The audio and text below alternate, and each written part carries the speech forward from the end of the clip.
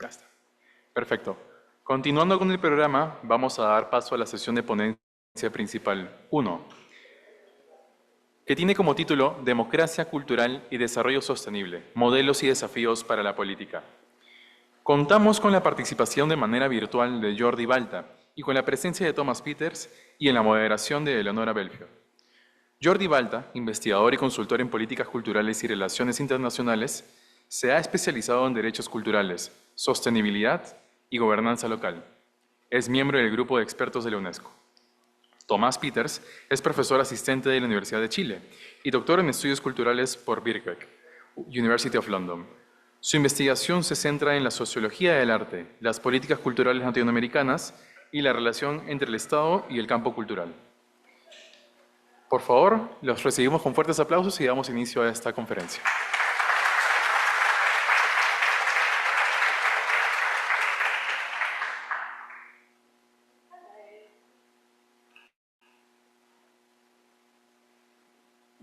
Hello. So I have the pleasure of chairing yet another session. So apologies to those of you who already have an hour and a half of me on this stage, but I am going to have a very minimal role of just introducing passing on the baton to the various speakers and then handling your questions at the end. So I think our plan is we start with Jordi and then we'll see if there are any questions for his presentation, and then we'll hear from Thomas and see if there are any questions. And should there be any time for some kind of join, a conversation across the themes of the two talks, then we will try and take those questions too. So I think without wanting to cause any further delay, Jordi, I hope that you are with us online, and I think if you're ready to start, we are ready for you. Hi. So I'm hoping that now Hi. something's going to happen. Hola. Espero que me puedan escuchar. Hi, Very. Ellie. That's good. Hi. Hola, buenas tardes. Nada, encantado de saludar desde Barcelona. Disculpas por no poder estar ahí, que era mi intención originariamente, pero ha habido cuestiones personales de estos últimos días que me impidieron viajar, y realmente lo siento porque el programa y la gente que se reunía en Lima o que está reunida en Lima estos días es todo excelente, y me hubiera gustado poder compartir esos días con ustedes. Pero en cualquier caso, gracias a la tecnología podemos compartir este rato, y es para mí un placer poder compartir un debate con Tomás y con Ele Belfiore. Voy a compartir una presentación que está en castellano, en español, y espero que la puedan seguir.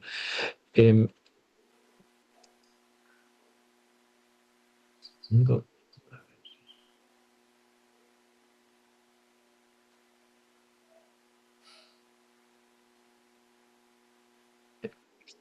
Vale, pues básicamente lo que de lo que me gustaría hablar en la sesión de hoy es de la relación entre las políticas culturales inspiradas por los derechos culturales y la sostenibilidad, y un poco cómo la reflexión sobre sostenibilidad y derechos culturales tiene implicaciones en materia de política cultural.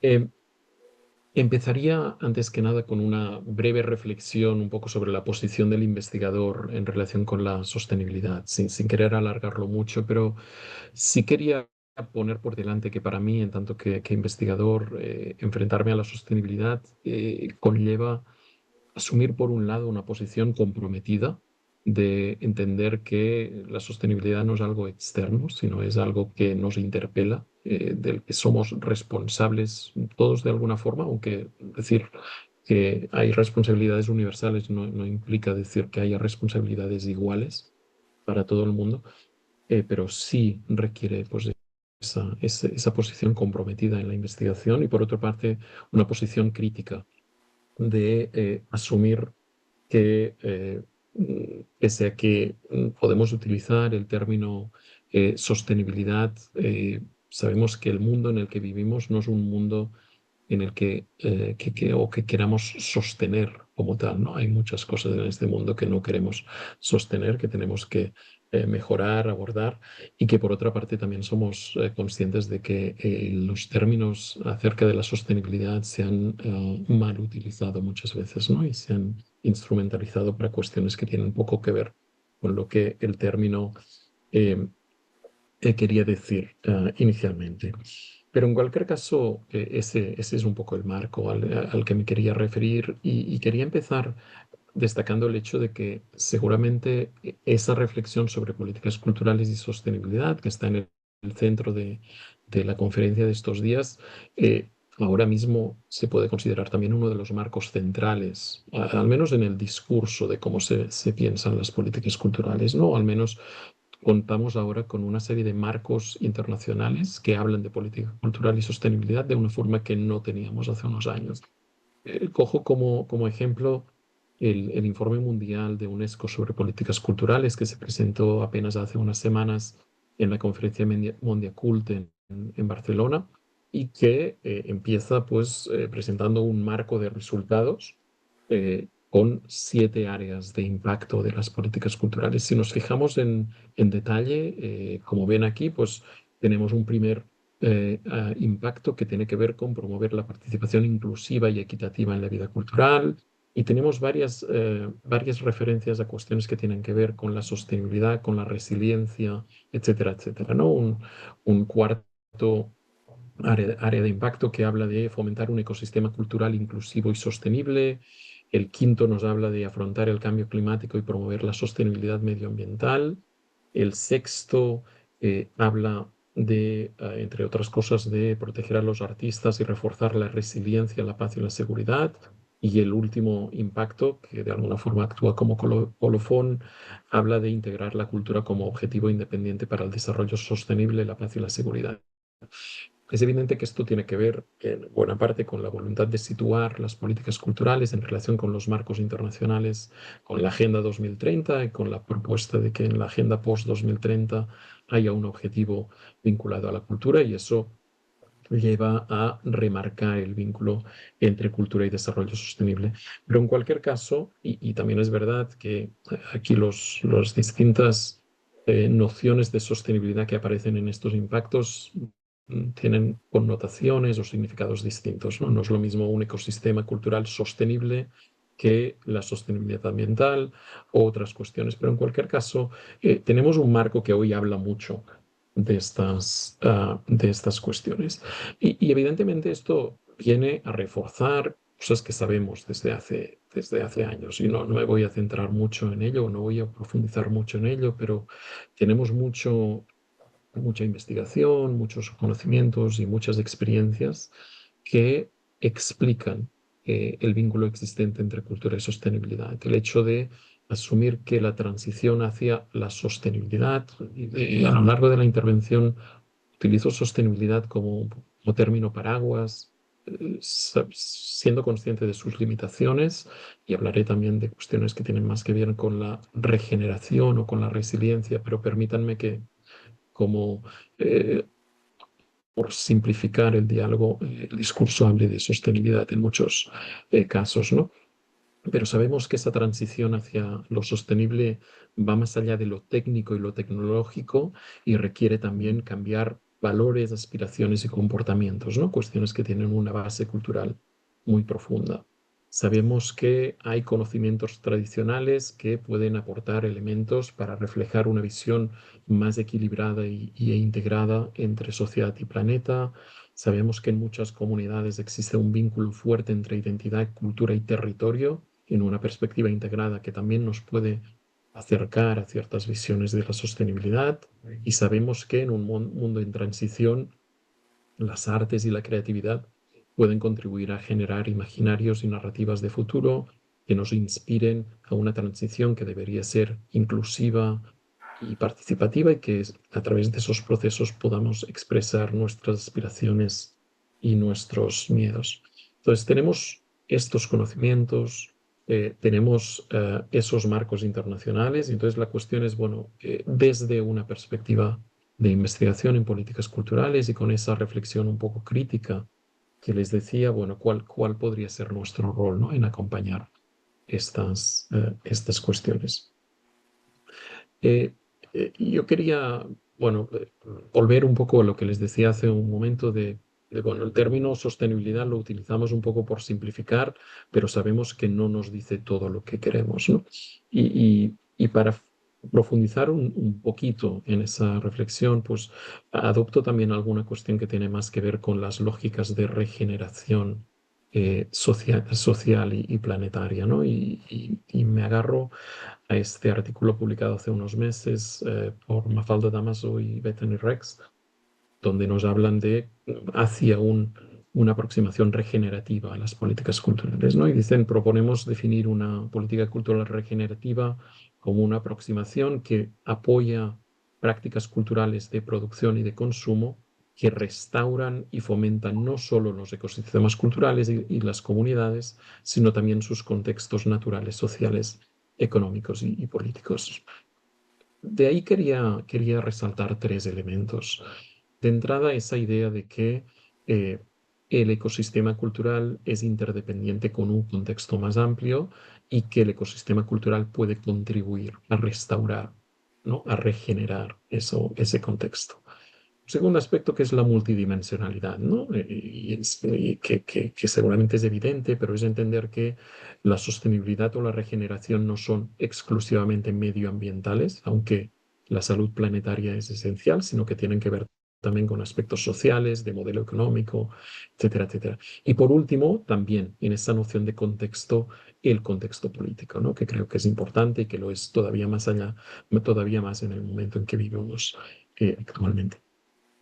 Eh, y esa alusión al contexto político me sirve para destacar una cosa que para mí es central. Mi aproximación a las políticas culturales tiene que ver con entender que las políticas culturales deberían fundamentarse en los derechos culturales como eh, un motor, como una orientación eh, que debe velar por la participación de todas las personas en la vida cultural y en dar forma a la sociedad de la que forman parte a través de su creatividad y de espacios democráticos, inclusivos y equitativos de participación y del reconocimiento del legado de diversidad de culturas que nos han precedido. Creo que es importante en el momento actual en el que vivimos, en el que se recortan derechos en muchos lugares, en que hay quien claramente reniega de los derechos humanos, creo que es necesario más que nunca remarcar la centralidad de los derechos humanos.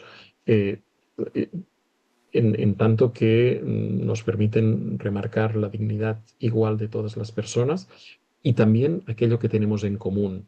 Y esa mirada igualitaria y de derechos iguales para todas las personas también nos sitúa en una relación más equitativa y conectada con el planeta, ¿no? Dice que de alguna forma en nuestra relación con el planeta todos tenemos un desafío común. Pero también es verdad, creo, que hablar de derechos culturales y ponerlos en relación con la sostenibilidad hace que haya algunos elementos que puedan no encajar. Y yo observo algunas tensiones entre la afirmación o entre ciertos discursos acerca de los derechos humanos, incluidos los derechos culturales, y la transición a la sostenibilidad. Y me gustaría mencionarlos brevemente como base para luego pasar a la parte más de propuestas. Creo que hay un cierto riesgo, en primer lugar, de que un énfasis excesivo en la dimensión individual de los derechos culturales aleje de la asunción de responsabilidades que para mí va de par con la afirmación de los derechos humanos. Responsabilidades hacia la sociedad y hacia el planeta, y hacia el planeta. Y creo que en este sentido es importante remarcar que en los derechos culturales se dan de la mano la dimensión individual y colectiva y que creo que tenemos que transitar hacia una comprensión de que el ejercicio de derechos en algunos casos puede conllevar límites que tienen que ver con esos aspectos relacionales, que tienen que ver con aspectos de igualdad y de vida en colectivo y de relación con el planeta. Y creo que esa tensión entre lo individual de los derechos humanos y la noción de responsabilidad colectiva y responsabilidad hacia el planeta es algo que tendría que estar en la base de algunas de nuestras reflexiones. Una segunda tensión se da, creo, entre la dimensión local y la dimensión global o planetaria. Por un lado, porque el lugar donde mayoritariamente ejercemos los derechos culturales es en el terreno local y es también a nivel local donde se pueden buscar caminos propios hacia la sostenibilidad. La sostenibilidad tiene algo, es un reto global, pero tiene que diversificarse en función de realidades locales, ¿no? Y puede haber una cierta tensión entre ese énfasis en lo local y la necesaria conciencia de la interdependencia y de lo que algunos han llamado una mentalidad cosmopolita, ¿no? Una cierta conciencia planetaria y de solidaridad en lo relativo a la sostenibilidad, ¿no? Es decir, vivir localmente, pero ser conscientes de la interdependencia entre lo que nosotros hacemos y el marco global. Y el tercer elemento es lo que podríamos llamar la ambivalencia de la cultura, ¿no? Asumir que podemos poner en valor mucho las cosas positivas que la cultura aporta a la sostenibilidad, pero es evidente que las crisis sociales y planetarias también tienen causas culturales. El consumismo, el individualismo, los discursos del odio, el machismo, etcétera, etcétera, el colonialismo, etcétera, etcétera, y eso también tenemos que abordarlo.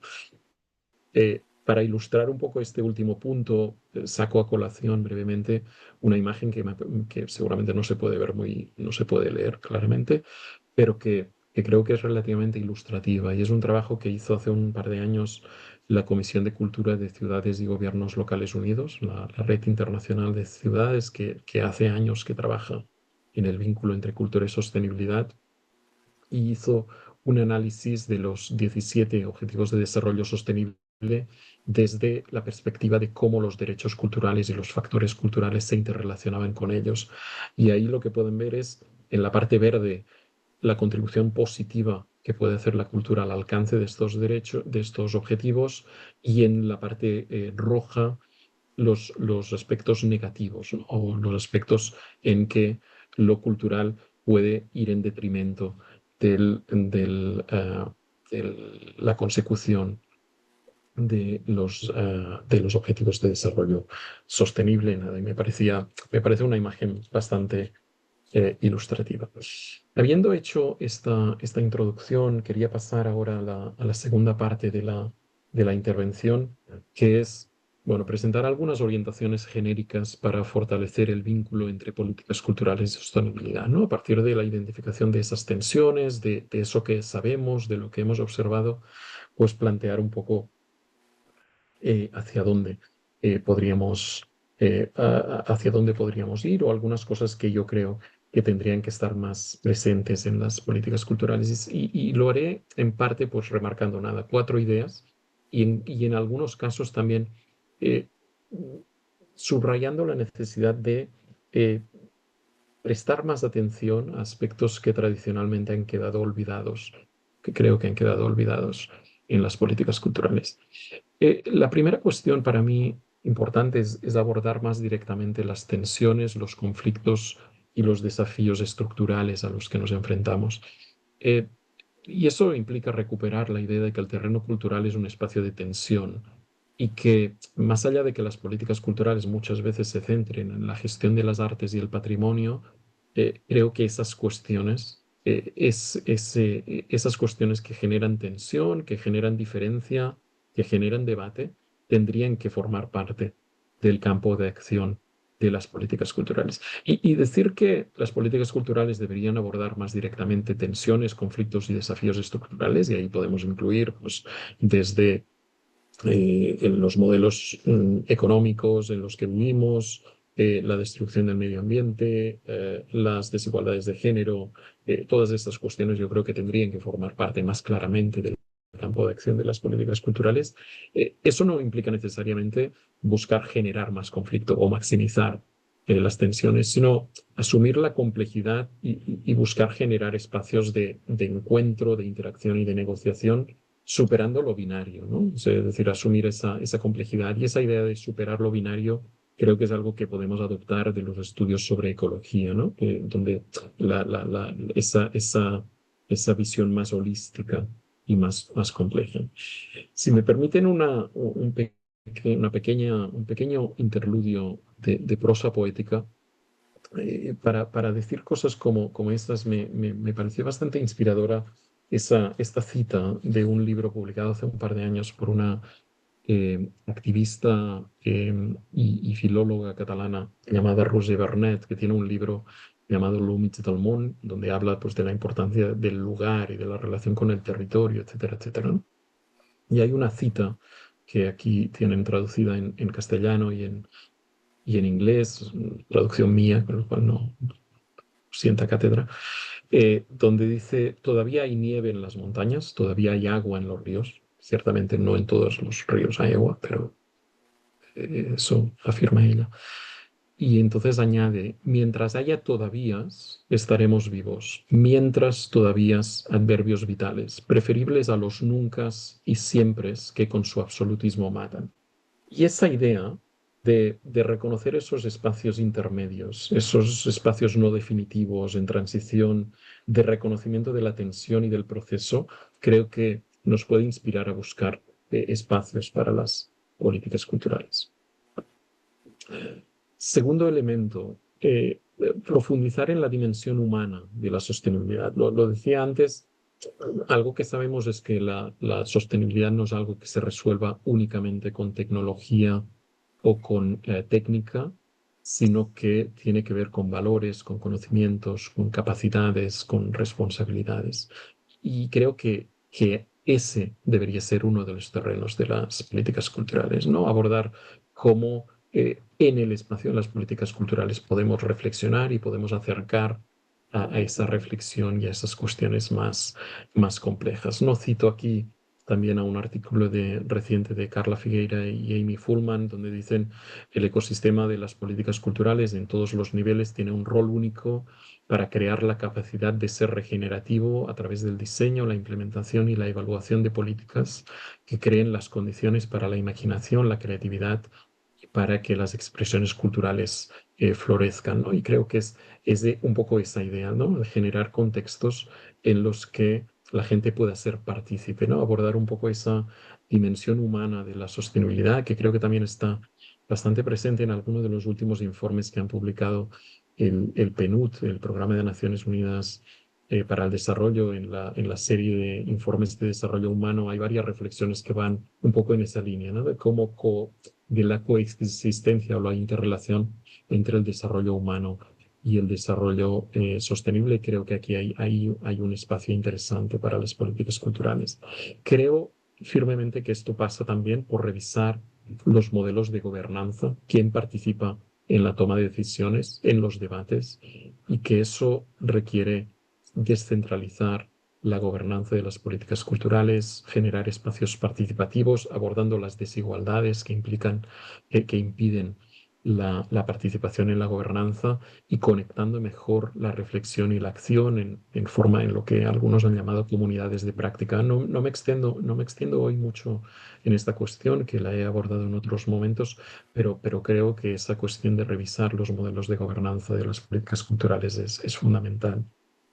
Y creo que también ese proceso debería servir para dar más voz a grupos que habitualmente han quedado fuera de los debates de las políticas culturales.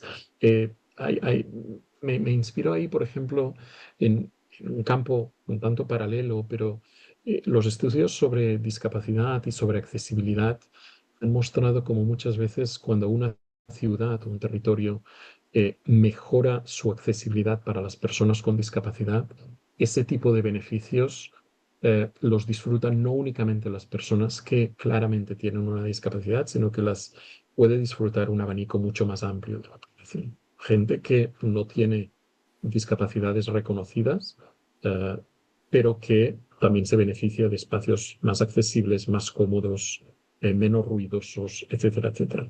Y tengo la sensación de que si damos más espacio a quienes habitualmente situamos en las periferias, a la infancia, a las personas mayores, a los grupos vulnerables, seguramente podemos generar espacios que sean más representativos y más integradores de la diversidad que convive y podamos profundizar en esa dimensión más humana de la sostenibilidad.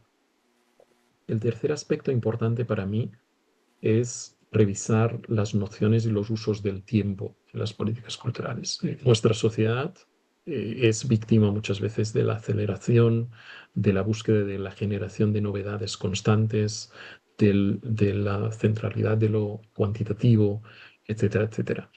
Y eso lo hemos integrado en las políticas culturales muchas veces, ¿no? Donde se busca más producción, más eventos, etcétera, etcétera. Eh, Tengo la sensación de que tendríamos que repensarlo, buscando eh, espacios que favorezcan un uso más cualitativo, más lento del tiempo, más profundo, con menos aceleración y con lo que Byung-Chul Han habla más espacios de contemplación, ¿no? O de reflexión. No es fácil, ¿eh? Pero creo que podemos intentar buscar al menos atender más esa realidad. Y creo que eso implica una cierta tensión porque hay que buscar el equilibrio entre la permanencia, es decir, la sostenibilidad implica cosas que permanezcan, pero también el cambio que es necesario en la vida cultural, ¿no? La cultura se define por no ser estática, sino ser dinámica, ¿no?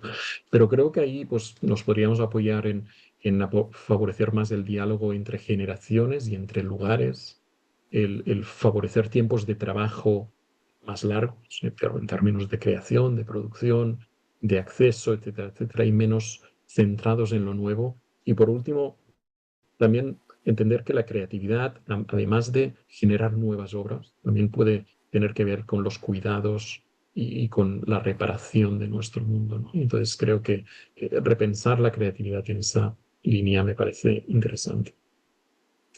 Y el último aspecto que quería remarcar es la necesidad de ofrecer espacio para la diversidad y para imaginarios distintos. Me remito a una reflexión de la filósofa Marina Garcés, que nos recordaba que la cultura también se puede entender como una oferta, un espacio de visibilidad, ¿no? Es decir, la cultura puede ser un mundo que pone el foco en algunas cosas y deja otras en la oscuridad, ¿no? Reconoce algunas prácticas y otras no tanto, ¿no?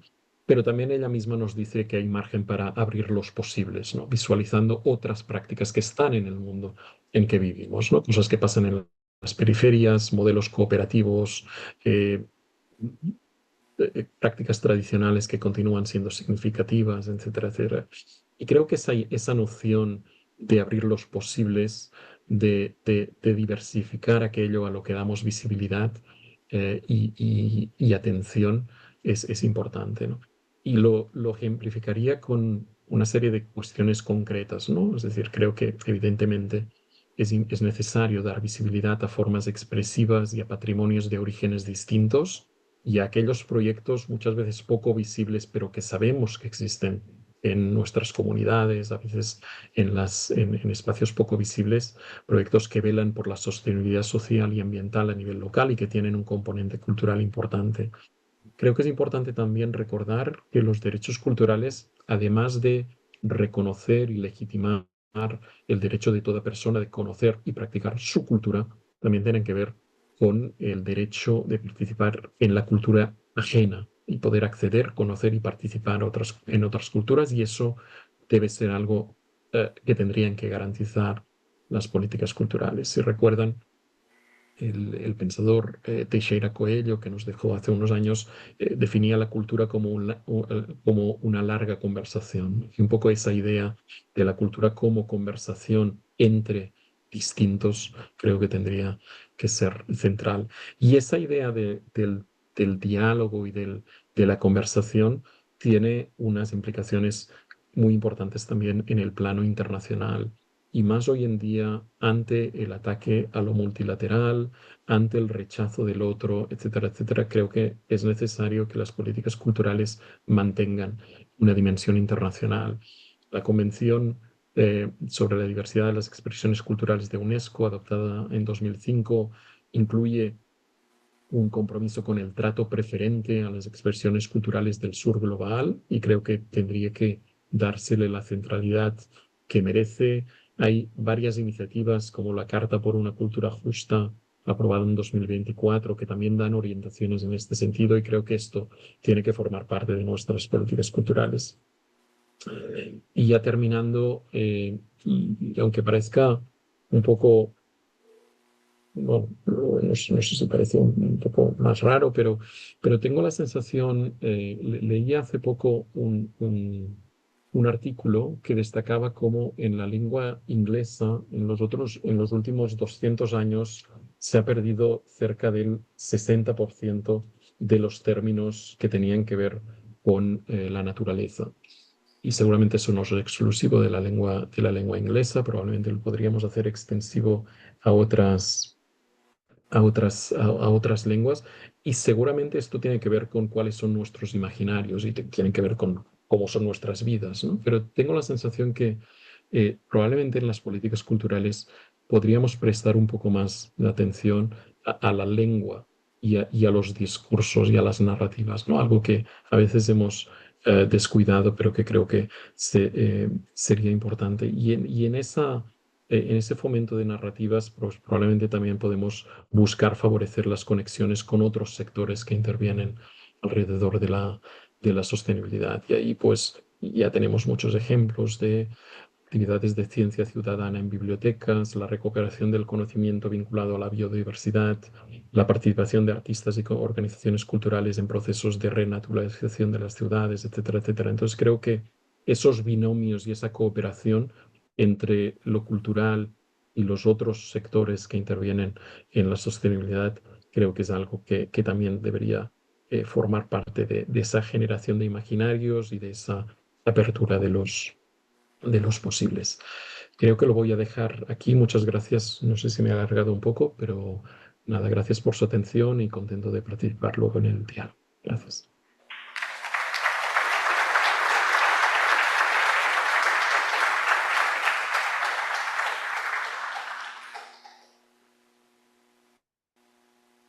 Thank you very much, Jordi. I'm not sure whether Jordi is still with us to take any questions or whether we've lost the connection. So I'm not sure. I can't see him anymore I'm on here. our screen. Yeah. I'm here. Oh, you're here. Excellent. Sorry, Yeah. Jordi, because you were there and then you were no Okay. longer there. So do we have any questions in the room for Jordi?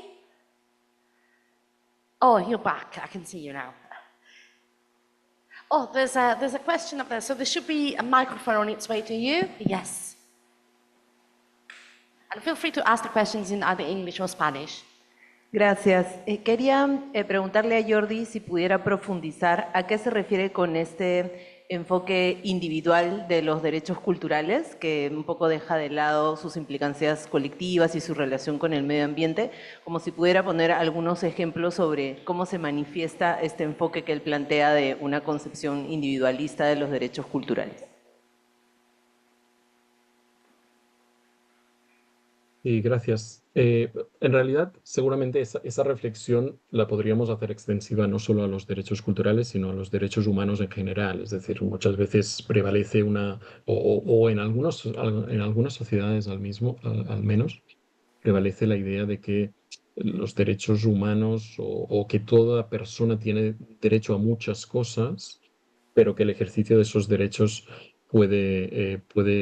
es decir, es de alguna forma un elemento privado y un elemento que no necesariamente se hace en comunidad.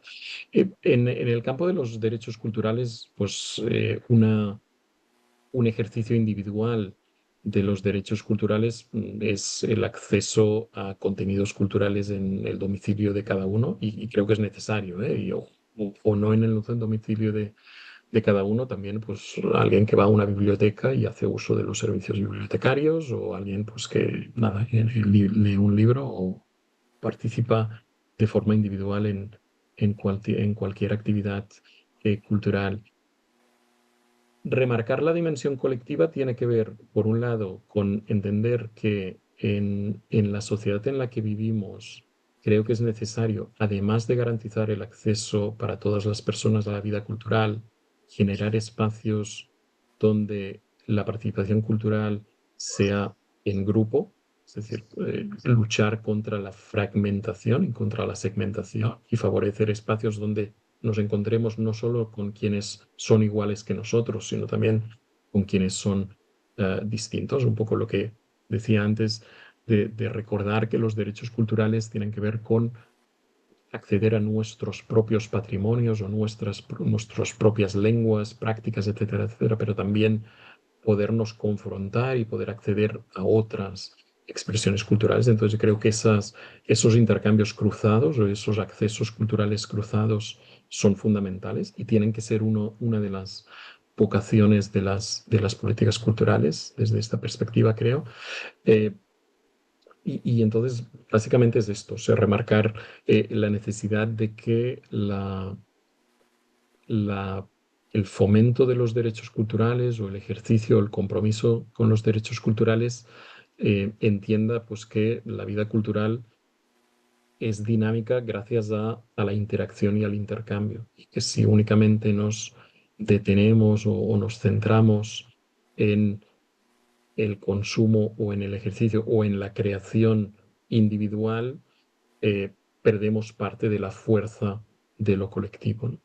Que está en la base de la vida cultural. Thank you very much, Jordi. There's another question, and I think there. Hi, Patrick Town here from the Audience Agency. Thank you very much for such an inspiring talk. We're just helping the Office of the Commissioner for Future Generations in Wales consider policy options for culture in Wales at the moment. And I'm trying to get them to consider a rights-first approach. You might be happy to know. But their problem has been they already have culture as a goal for future generations' well-being, and it hasn't resulted in funding being allocated, resources being allocated to the kinds of activities that you would describe as being creating the conditions in which people can enjoy their rights. I think you were explaining it that way.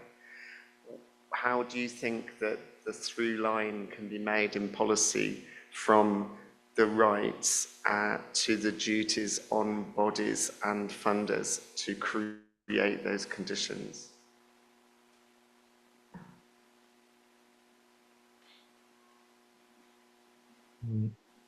Yeah, thanks. I'll reply in Spanish if that's all right. Es una pregunta compleja y seguramente requeriría más tiempo para entenderlo. Una de las cosas que sugeriría así de entrada es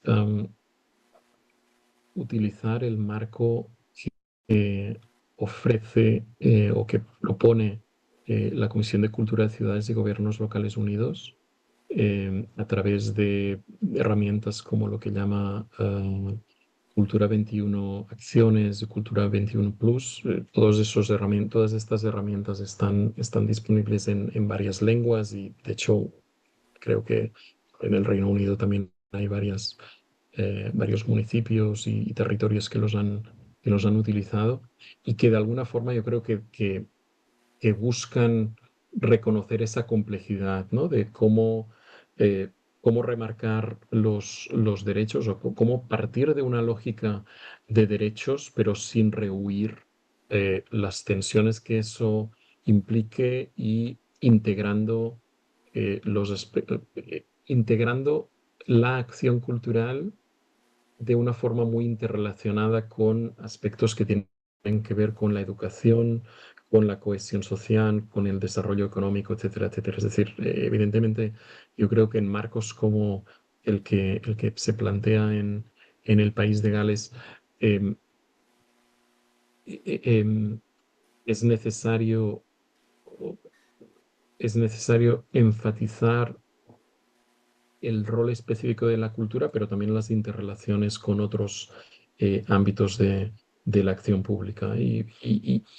Y y aprovechar el conocimiento que existe en estos sentidos. Y entonces, no sé, sé que estoy dando una respuesta muy general y poco detallada, pero algunas de las cuestiones que se me ocurren ahora son estas y en cualquier caso estaría contento si es necesario de proseguir la conversación a distancia y siento no estar ahí para poderla profundizar entre corredores ahora.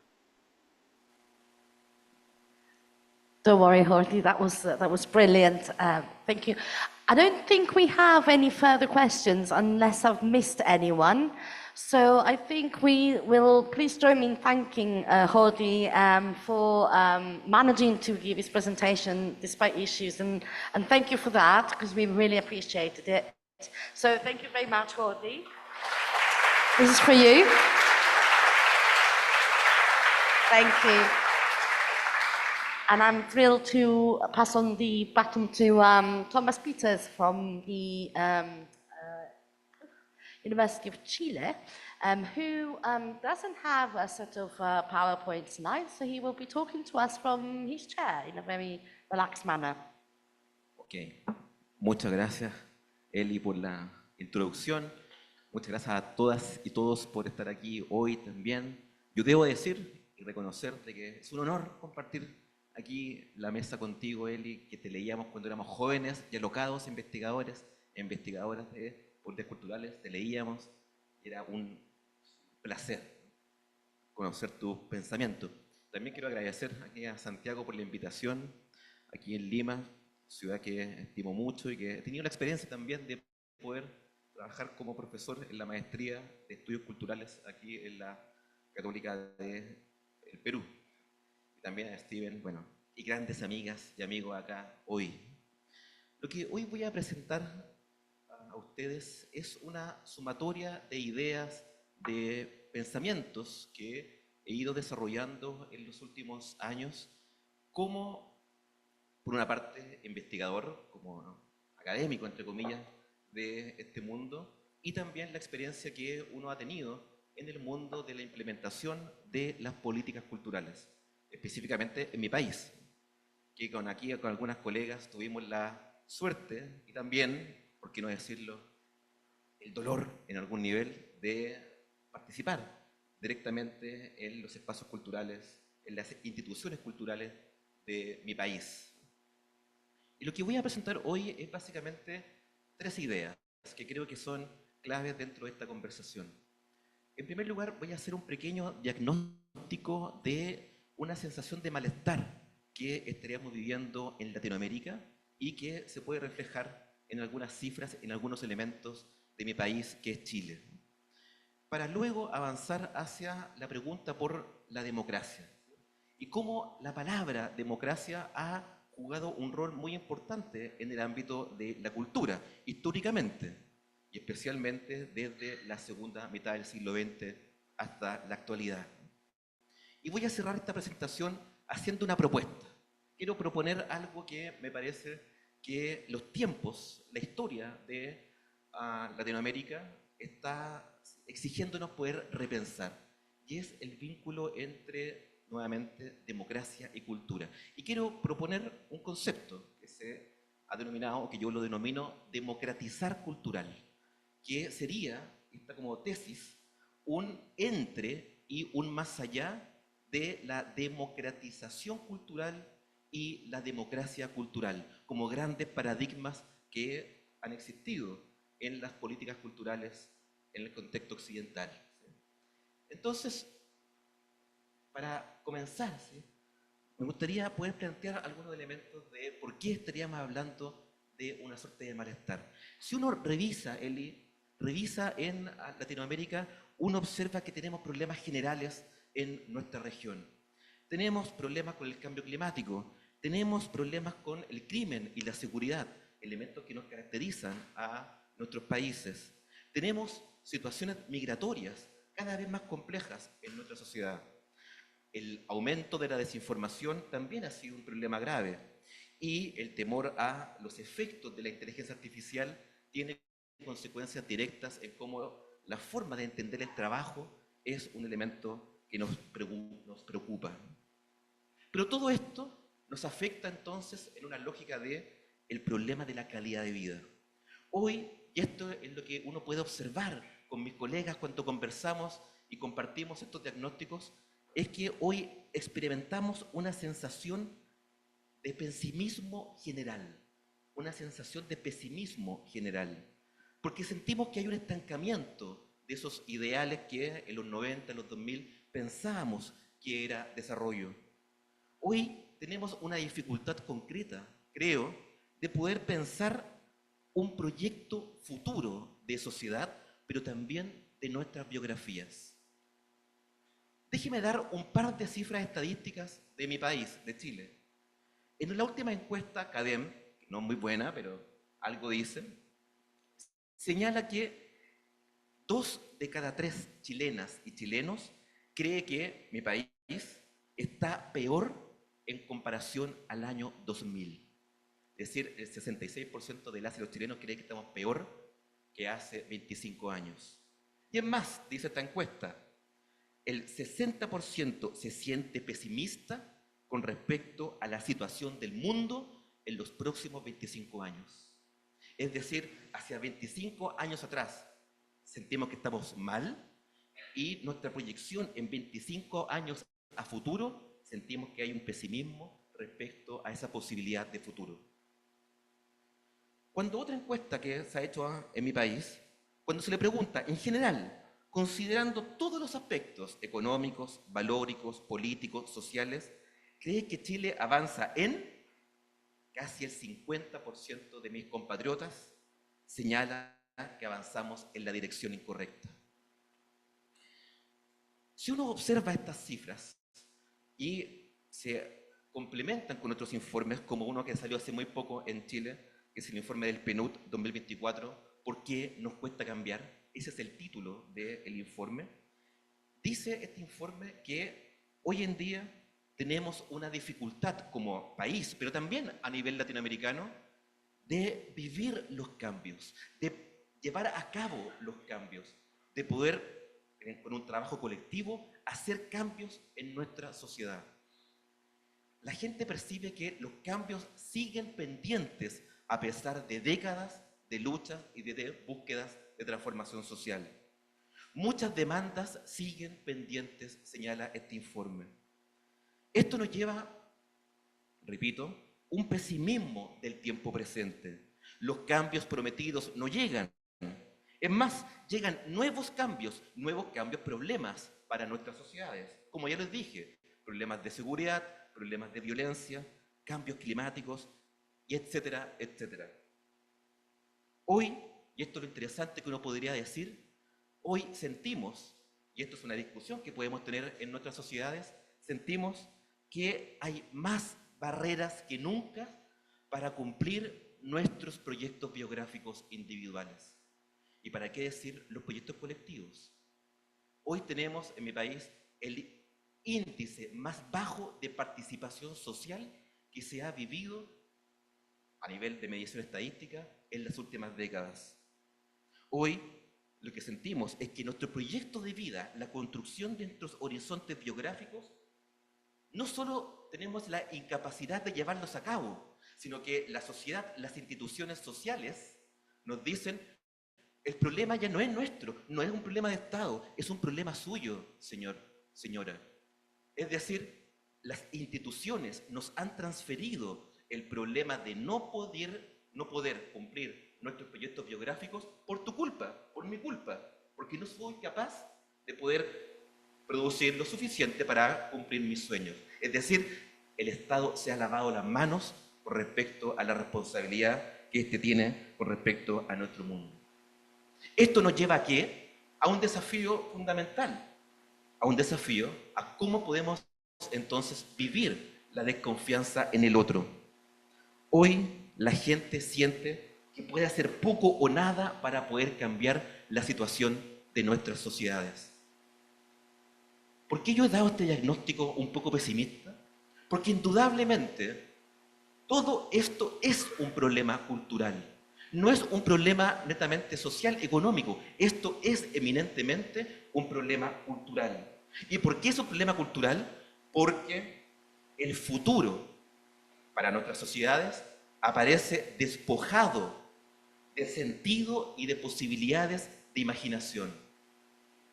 Y lo peor de todo es que las políticas culturales muchas veces no aparecen como un sustento para poder cambiar esa percepción que tenemos sobre el futuro. Todo esto también se observa en el mundo de la cultura, en el ecosistema cultural. Hoy, como han dicho muchos informes, el conjunto de la sociedad no ve el ámbito cultural como algo de su interés. Por el contrario, ve el mundo de la cultura como algo que está allá, en el mundo de la gente que sabe. De la misma forma, las desigualdades estructurales en los accesos a estas ofertas culturales sigue siendo tan precaria como antes. ¿Y para qué decir el mundo de la cultura o el arte?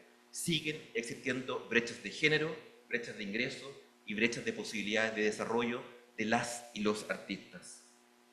Hoy, entonces, las políticas culturales, creo, se perciben como un dispositivo que incluso ha reforzado ciertos niveles de desigualdad.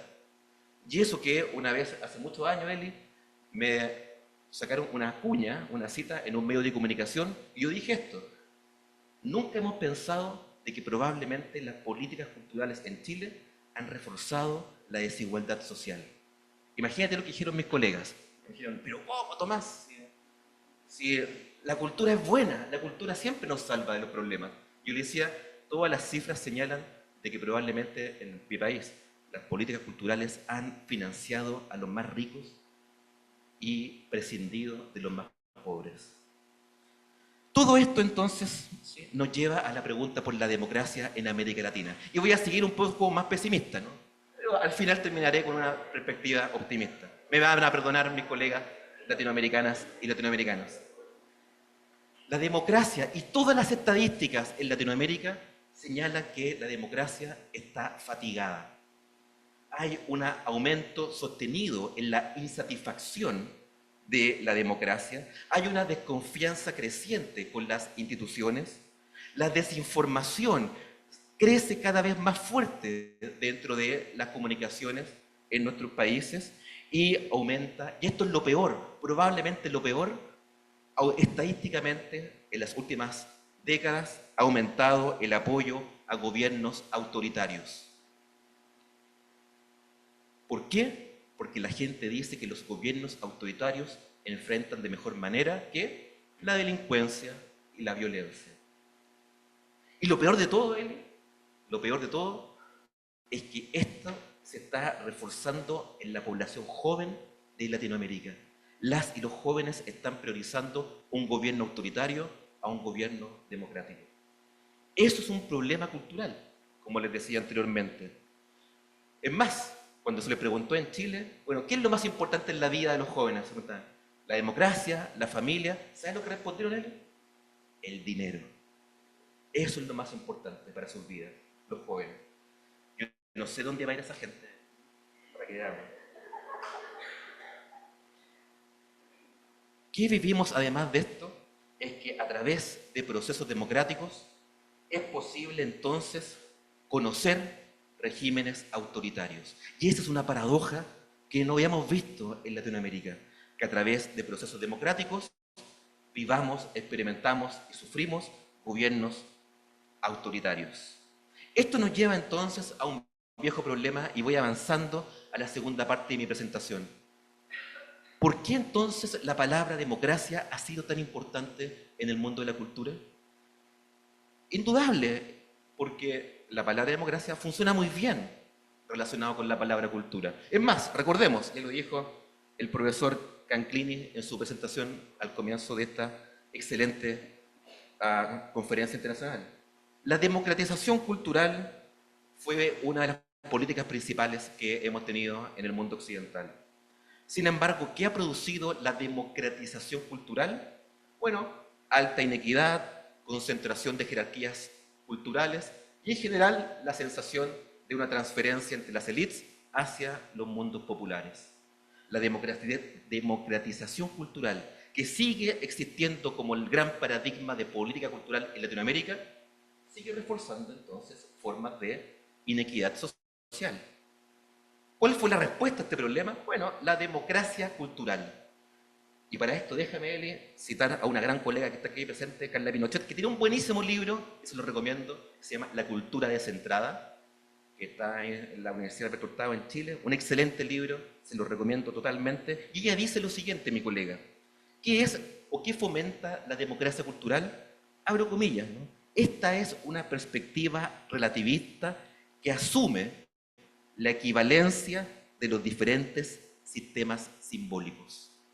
Qué bella definición de democracia cultural. Es decir, que desde una perspectiva relativista hay que reconocer los distintos sistemas de significado de las sociedades, sin jerarquía, horizontalmente. Pero este problema de la democracia cultural también tuvo problemas en su implementación. En Chile, que yo participé en el gobierno del presidente Boric, recibimos lo que denominamos algo así como fuego amigo desde el mundo del arte. ¿Qué nos decía el mundo del arte? Pero ¿cómo vamos a implementar un paradigma de democracia cultural al compartir los recursos escasos que el mundo del arte siempre está pidiendo para su propio sostenimiento? ¿Cómo tenemos que compartir ahora con gente que no es artista profesional, que hacen cosas culturales, pero no es lo mismo que la alta cultura, que nosotros sí, por supuesto, elaboramos? El mundo del arte mira con sospecha la democracia cultural. El mundo del arte mira con sospecha la democracia cultural. Porque sus recursos y competencias, porque implica repensar los estándares de calidad artística y sobre todo porque pone en cuestión nociones tradicionales de lo que entendemos por mundo del arte.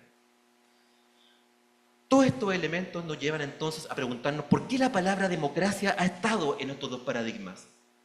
Es la palabra democracia en su sentido más estricto, no simplemente como yo aquí veo, ¿no?, que es un acompañamiento. La palabra democracia aparece como un acompañamiento de la cultura.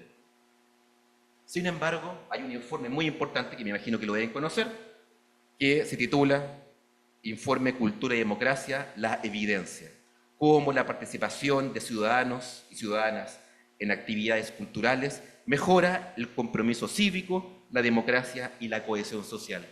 Un informe de la Unión Europea, publicado en el año 2003, que, como decíamos aquí, están descubriendo la rueda, pero lo han hecho con empiria, ¿no?, con cifras estadísticas duras. ¿Qué dice este informe? Que hay una correlación clara y positiva entre la mayor tasa de participación de los ciudadanos y el compromiso cívico o democrático de las personas.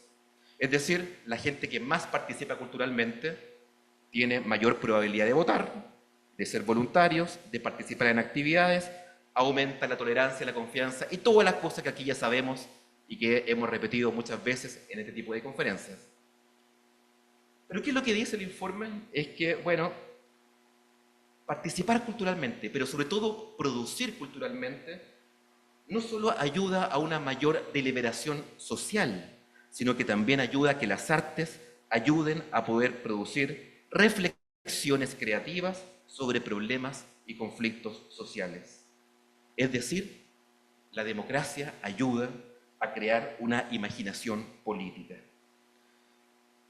Entonces, y aquí yo me voy a una pregunta fundamental. En el contexto contemporáneo, en nuestras sociedades como Latinoamérica, siempre el concepto de democracia es un concepto difícil de definir. Siempre el concepto de democracia es complejo en su formulación. Es un concepto abusado y muchas veces muy abierto, ¿no?, en su definición. Sin embargo, hay una definición de Adam Przeworski, que está en Norteamérica, que tiene un artículo muy lindo que a mí me parece muy importante. Democracia, se pregunta él, ¿qué es eso?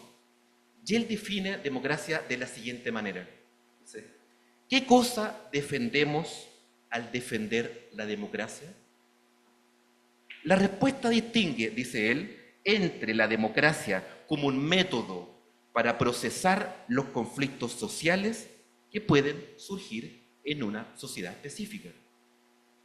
Y, por otra parte, la democracia como una encarnación de valores, ideales e intereses que distintos grupos de personas quieren que se lleve a cabo.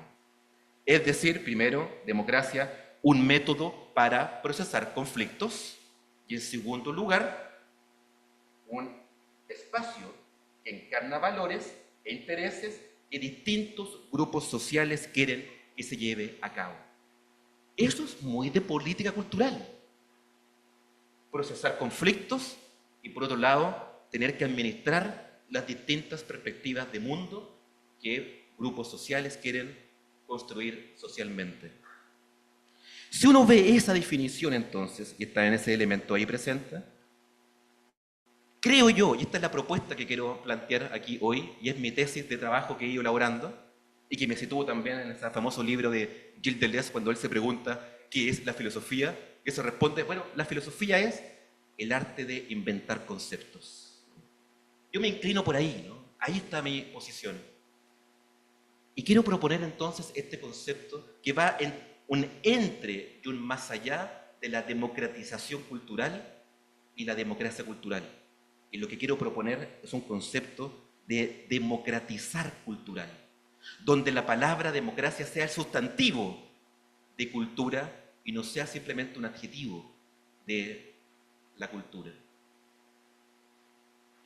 La palabra, no sé cómo lo traducirán ahí las profesionales o los profesionales de la traducción, pero democratizar cultural, según la RAE, es un verbo transitivo que dice hacer demócratas a las personas o democráticas las cosas. Vean la definición que es importante. Democratizar es, y repito, hacer demócratas a las personas o democráticas las cosas.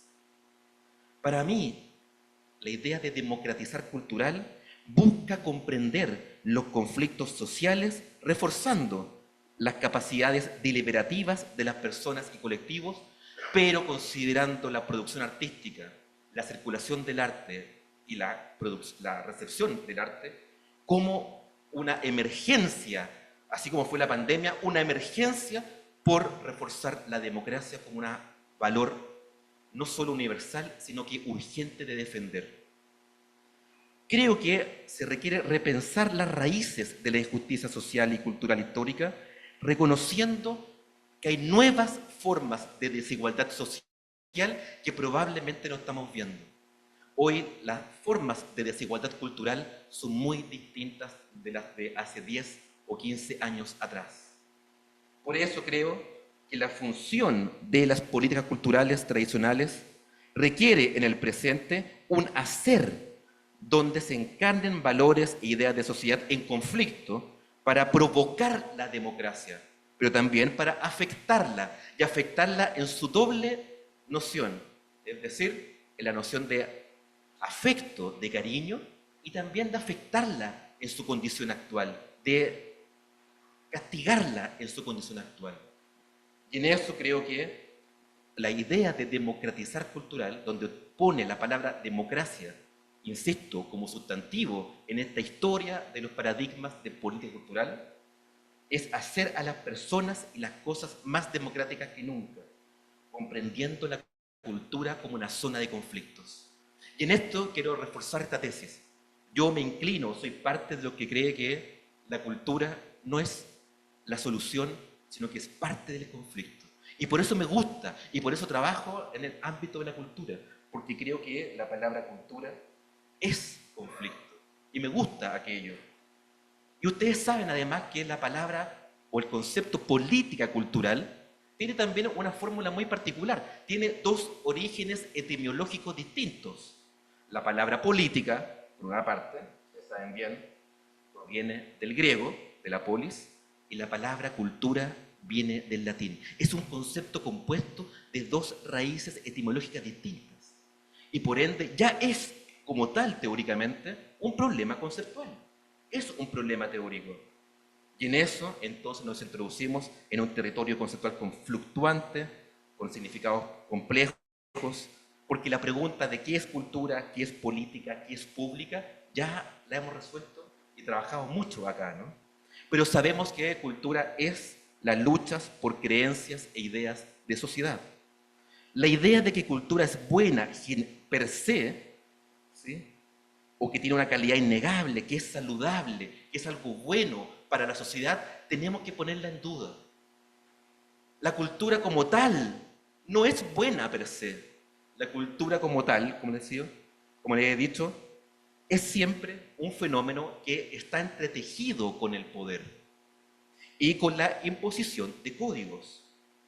Por eso no existe ningún juicio experto de política cultural. No hay una política cultural ideal, no existe un modelo ideal. Las políticas culturales siempre son un factor, un vector de conflicto de imaginarios de sociedad, como la democracia, de imaginarios de sociedad. Y que lo que hace la democracia, como les dije anteriormente, administrar el conflicto. Y eso, creo que la palabra democracia y cultura está íntimamente vinculado en ese registro teórico. Por eso es que creo, ¿sí?, que la cultura tiene en su propia fórmula una lógica de autodestrucción. No resuelve los problemas del mundo. La cultura no va entregando las respuestas claras. Ni Dios ha sido capaz de darnos respuestas claras. ¿Cómo lo va a hacer la cultura? Por eso es una disputa de símbolos. Por eso la pregunta, y esto lo dijo un teórico español, la pregunta es no para qué sirve la cultura, sino qué hace la cultura. Y ahí es que entra entonces nuestra forma política y teórica que queremos trabajar aquí hoy y en mi propuesta. Déjenme cerrar entonces esta idea de la propuesta, ¿no?, de democratizar cultural como un verbo, como una tarea en marcha, que enfatiza la transformación, la acción, me lleva, y esto es lo que quiero ir cerrando, a reforzar la idea de futuro. A reforzar la idea de futuro.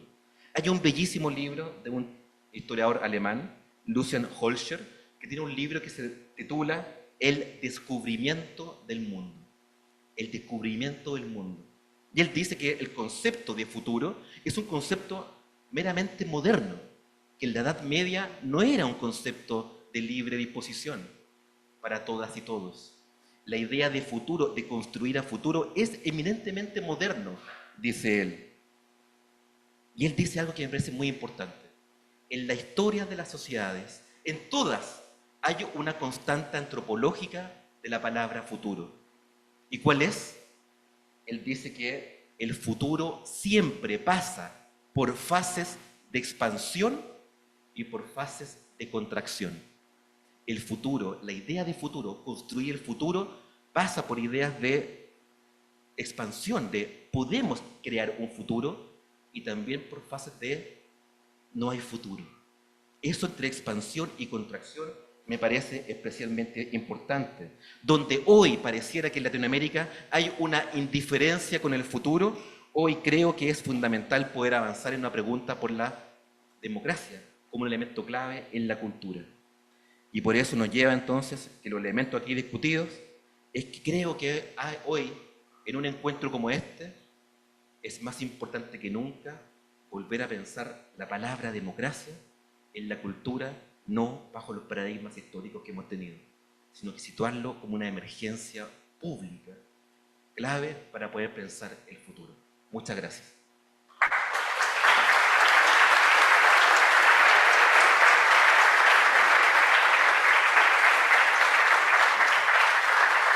Thank you, Thomas. You started with pessimism, but left you with hope. Do we have questions from the audience? Oh, we have a few. So we start. Oh, okay. We start here and we'll move. No, that's fine. Yes, I'm not sure whether. Tomás, creo que hay un rayo de esperanza. Siempre, compañeros. Sí. Lo último que se pierde. Sí. Soy José Navarro, del Centro Cultural de España en Lima. Lo que voy a decir no tiene ninguna legitimidad. Es la opinión de un españolete que hace pocos meses que ha llegado, hace pocos años que ha llegado a Perú. Pero al llegar aquí a Lima me hice amiga de una chica peruana de origen japonés que tiene una tía a la que fue a visitar a Los Conos.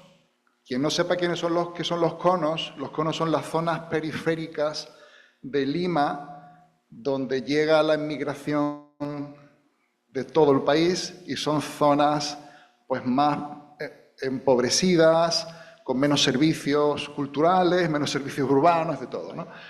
Y me envió un vídeo de qué estaba celebrando ella con su tía en ese lugar de los conos. Y era una procesión muy humilde, pero en la que había habido un escultor que había hecho una imagen del Señor de los Milagros, había habido un carpintero que había hecho un anda, un paso, había unos músicos destartalados, pero con su uniforme, tocando música, y había un montón de gente celebrando. Y había una iglesia al lado, que también es un patrimonio cultural tangible, y ahí después se fueron de verbena, y después fueron a la misa, y después tuvieron una comida, y después tuvieron una fiesta nocturna. Y todo eso lo vi en 1 minuto de vídeo. Entonces eso me hace pensar que a esa parte de Lima no llega ninguna política cultural, no llega ninguna cooperación internacional, no hay ninguna imposición de ricos, y en cambio la cultura surge de manera irreprimible y casi inevitable, donde los grupúsculos humanos no tienen más remedio que reunirse para celebrar juntos sus propios valores. Y a pesar de que son en ese barrio probablemente un crisol de inmigrantes de muchas partes de Lima. Entonces creo que quizá hay un rayo de esperanza que tiene que ver con un territorio donde no llegan las malas influencias de la cultura, donde hay cultura deslegitimada, que no es la impuesta por las élites, sino es la propia gente de abajo que se la inventa y se la reinventa y se ponen a celebrar. Gracias. ¿Te respondo? Sí. No, si quieres recoger varias preguntas o directo, todo como lo que quieras. me cuenta me parece maravilloso. Aprendido, ¿no? Sí. Lo que me cuenta me parece... O sea, esas son las cosas que yo creo que es hacer democráticas las cosas y las personas. A eso es lo que me refiero con ese fenómeno. Por eso uno tiene que ser sospechoso también de las políticas culturales, como tú bien dices. De hecho, uno puede decir, y esta frase es correcta, de que lo que no se hace en política cultural es una política cultural. Que suena paradójico, ¿no? Pero lo es. Y la pregunta es, ¿por qué hay que defender eso, ¿no? Esa diferencia como un vector democrático? Y ese tipo de cosas para mí me interesan como... Por eso yo soy sospechoso de las políticas culturales también, ¿no? Porque cuando llegan las políticas culturales pueden destruir aquello. Pueden quitar ese elemento de espontaneidad cultural, pero sobre todo que es muy democrático ese elemento. Y eso es lo que yo creo que me interesa, porque la democratización cultural es siempre, como dicen muchos, llevar cultura a, que es lo peor. Cuando alguien dice eso, yo me tiro por la ventana y me pego en la cabeza, ¿no? Y cuando dicen democracia cultural, de que, bueno, hay que reconocer y simplemente reconocer y ver, ¿no? Pero yo soy lo que cree que hay que ir un paso más allá. Y no solo que reconocer, hay que defender, promover esos espacios de resistencia que son totalmente democráticos, pero que también pueden tener riesgos de reforzamientos de desigualdades. Por eso yo siempre digo, la cultura es el nombre de un problema antes que una solución. Sí, recogiendo un poco lo que ha mencionado acá mi compañero de fila, la emergencia de estos nuevos mediadores culturales a propósito del avance de la digitalización, ¿crees que ayuda a la democratización esta presencia de estos mediadores como TikTokers, como YouTubers, en esta cultura casi que instantánea y por minuto? ¿Y cuánto queda en las personas ese pequeño tiempo, ¿no? ¿Cuánto favorece o perjudica a la apertura de estos espacios culturales democratizados? Gracias. No todas y todos contribuyen. Probablemente hacen todo lo contrario, ¿no? Refuerzan cánones, refuerzan estructuras, refuerzan ciertos elementos que, entre comillas, no es lo que uno quiere o espera, ¿no? Es un problema. Pero sin embargo la mediación cultural y artística que se puede dar en muchas instituciones culturales, sí creo juegan un rol fundamental. Y creo que está muy en la figura de esta noción de democratizar cultural. ¿Por qué?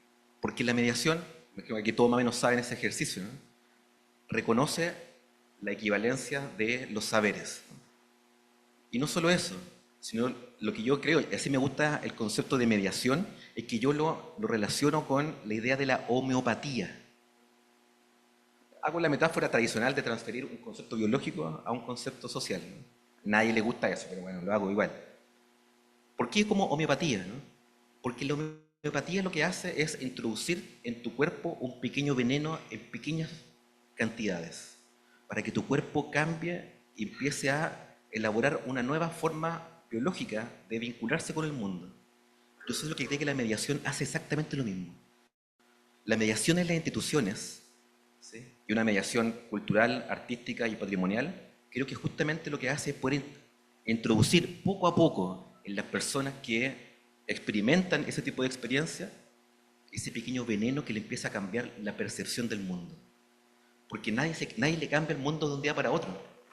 Pero sí creo que la mediación y la, entre comillas, la mediación correcta, entre comillas, digo eso porque es una palabra horrible, ¿no? Palabra correcta. Sí soy de los que cree que tiene una función muy importante en la forma de construir una democracia en las personas y en las cosas, ¿no? Y eso es lo que a mí me interesa como concepto teórico en el presente, ese vínculo, democrática en las personas y democrática en las cosas, ¿sí? Y creo que eso hace la mediación. Thank you. I think there was a question there. Hola, buenas tardes con todos. Repensando un poco el contexto en que se ha expuesto esta última parte de la conferencia, me pregunto si en este contexto, mirando al Perú, no es sino un ejercicio, ya no sé si de sustantivo o de calificativo, las movilizaciones que tienen como bandera por la vida y por la paz, realizado masivamente por transportistas que están recogiendo una bandera que dentro de la conflictividad que tenemos realmente viene a ser una vanguardia cultural, como lo veo. Sin embargo, por la forma, digamos, de contradicción social que hay, esta sí viene siendo más o menos como sospecha. O sea, esa bandera empieza a ser parte de una sospecha, digamos, de grupos sociales, ¿no? Y que genera más bien una brecha amplia a partir de esa bandera. Entonces, me atrevería a pensar si no es un rescate para la paz y la cultura de paz y la cultura de la vida, hacer, digamos, un reconocimiento de esa movilización y estos temas, estos puntos sociales que tienen una transversalidad, no solo, digamos, a un nivel amplio, sino que se meten pues con la migración, que se meten también con el ejercicio de la ciudadanía en regiones, ¿no?, en donde hay una falta total de respeto a la vida, por ejemplo, en sitios donde está la minería, donde están los conflictos amazónicos. A partir de este punto de movilización y de lucha, me atrevería a pensar que sin querer lo está haciendo una bandera democrática en este momento, una bandera de democracia cultural, o como lo estás llamando. Esa es mi reflexión y mi pregunta también. Gracias. Muchas gracias también por tu comentario, porque, como yo les dije, yo pertenezco al paradigma del conflicto. Y yo creo que el conflicto es justamente el momento que paradójicamente produce más preguntas por la identidad, por la historia, por lo que uno quiere, por lo que uno imagina. Pero el conflicto también tiene otros problemas culturales, que el conflicto también lleva a conservadurismos. Y hay un riesgo en los conflictos, ¿no?, que nos puede llevar a una deriva completamente no esperada, como pasó en Chile, ¿no?, que el estallido social que tuvimos el año 2019 nos llevó a crear una constitución como nosotros soñábamos, ¿no? Perdimos. Y después la derecha también perdió. Pero el conflicto nos hizo la pregunta por, bueno, ¿quiénes somos? ¿Qué es lo que queremos? Pero sobre todo yo creo que puso la duda dura de que la identidad, como uno la cree que es fija, importante, hay que resguardarla y que la identidad es lo que nos une, justamente eso es lo que hay que cuestionar. Para mí, yo soy de los que cree que la identidad es una selección infinita de posibilidades de que el conflicto, como tú abordas el tema de la paz, de la transformación social, o sea, ahí está el momento que es siempre una oportunidad, como puede ser también un fracaso. La pregunta, y esto es lo difícil a nivel cultural, es cómo ese conflicto, ese problema, se logra derivar hacia algo con un rendimiento político democrático. Y es muy difícil, es muy difícil. Yo creo que hoy en día estamos viviendo justamente ese momento de que no sabemos cómo tenemos el fuego artificial, ¿no? En lo más arriba, queremos que explote y no está explotando. ¿Cómo llegamos a que explote y que nos muestre como un horizonte de posibilidades? Es lo que yo creo que, no sé, por eso este informe del PNUD, y perdón, termino, me gusta mucho de los colegas que hicieron eso, porque la pregunta que ellos dicen es, ¿por qué nos cuesta cambiar? La pregunta no es menor. ¿Por qué nos cuesta cambiar? Si hemos hecho todo para cambiar y aún así no podemos cambiar. Yo creo que es la pregunta en los tiempos. Y ahí viene el conflicto de todo. Creo que ahí, bueno, aún hay siempre una posibilidad. Thanks. I think we had a last question up there, and because we're running out of time, because I think, because Thomas has another thing to do today. Well, I'll ask you to tell us all about your book launch. But, question now. Sí, Tomás, quería para terminar de entender este enfoque del democratizar cultural, te quería preguntar por algunas ideas sobre qué tipo de políticas culturales, programas, enfoques, normativas, medidas podrían surgir o se deberían implementar bajo este enfoque, ¿no? Porque, claro, en el de la democratización cultural tenía que ver con este enfoque de llevar la cultura, ¿no? En el de democracia cultural, con generar oportunidades para, digamos, poder crear, participar, distribuir y acceder a la cultura desde, digamos, tratando de mitigar las desigualdades, ¿no? Y en este caso, ¿qué tipo de políticas, qué tipo de medidas es posible si es un espacio que justamente reivindica el conflicto, la disputa, el desencuentro como posibilidad de futuro? Me cuesta como imaginar qué tipo de medidas o políticas se podrían establecer bajo este enfoque.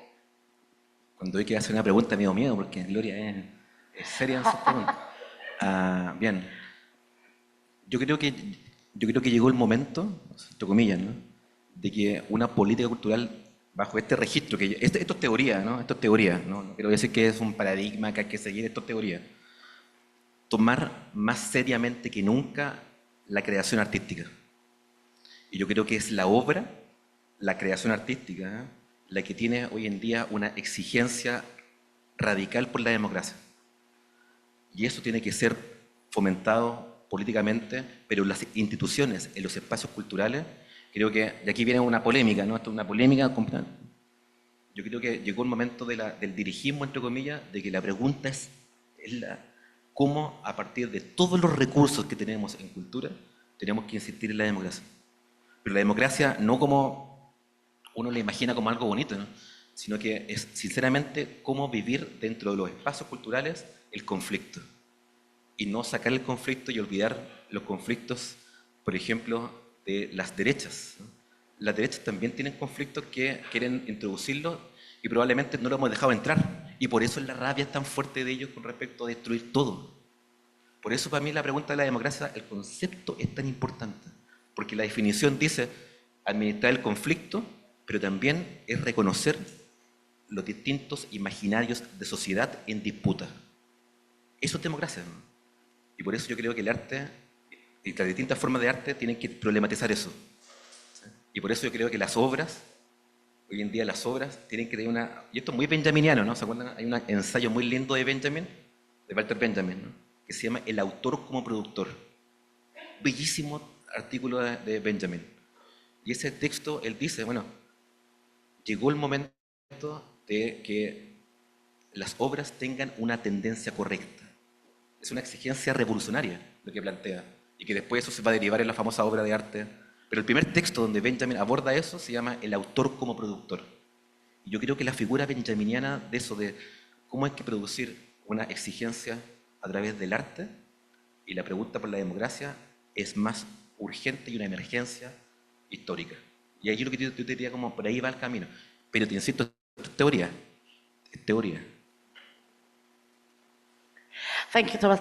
We have our friend Stephen who's asked for a last question. So I think he asked nicely. So. I don't know. I'm going to be very brief because I know we need to finish. Two things, more of a comment than a question. I've just been thinking constantly of Gramsci's pessimism of the intellect, optimism of the will, all the way through the talk. But just a slightly controversial observation as well, which is that many of the countries represented in this room have cultural policy models or arts policy models that are the best part of 100 years old. And it's patently obvious that the liberal left has failed to change those models, that are no longer fit for purpose. And it may just be that the far right will be the ones to change those models that aren't fit for purpose in order for them to reborn, because we have failed to change those models. So it may just be that the catastrophe is the rebirth moment that we might need. So there is the optimism of the will, on which to close. And on this delightful note, Thomas. No, entonces, voy a responder en español para no hacer... Ajá. Bueno, sí, Steven, tú sabes que eso, insisto, ¿no? Este es el nombre de un problema, ¿no? Pero yo creo que como hicimos en la conferencia anterior, ¿no? Cuando hay un diálogo global, norte-sur, yo creo que el sur tiene mucho que ofrecer en el modelo de los puntos de cultura, de la cultura viva comunitaria, y que creo que esta idea de democracia cultural es una fórmula que desde el sur, desde Latinoamérica, tenemos mucho que ofrecer al norte. Y que ha sido poco estudiada, poco leída y poco vista como un camino, ¿no? Y creo que llegó el momento como para poder hacer ese verdadero diálogo, que por eso estamos acá, ¿no, compañeros? Así que vamos por ese camino, ¿no? Eso. Thank you very much. And absolutely, we agree. If only the Global North could listen. Before we say goodbye and we thank you, do you want to say about the book launch that's going to happen in just over an hour? Así es. A las 7 de la tarde vamos a presentar el libro de Decantaciones, que es el resultado de las conferencias principales que se dieron en el encuentro en Chile hace un par de años, cuyos autores, está aquí Eli, está Steven, está Ben, Haikyung Lee, que es una colega coreana, mi colega Carla Pinochet, que está allá también, a Ana Gordman, de Argentina, gran colega, a Jorge Saavedra, colega chileno, a Justin O'Connor, también en ese libro, y todos esos textos del inglés, primera vez, y Rosario Rodakovich, de Uruguay. Todos los textos de Steven, de Eli, traducidos por primera vez al español. Así que... Please come, please come. And thank you so much to both Jordi and Thomas for great presentations. Thank you very much.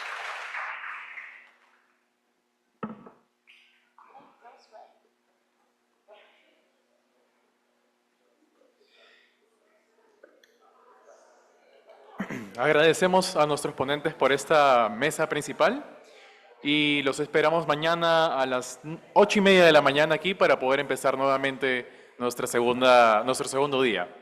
Así que muchísimas gracias por su asistencia.